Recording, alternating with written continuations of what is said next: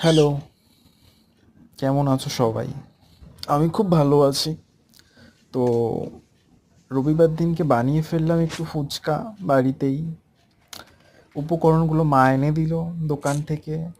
আমি চটপট বানিয়ে ফেললাম ফুচকা।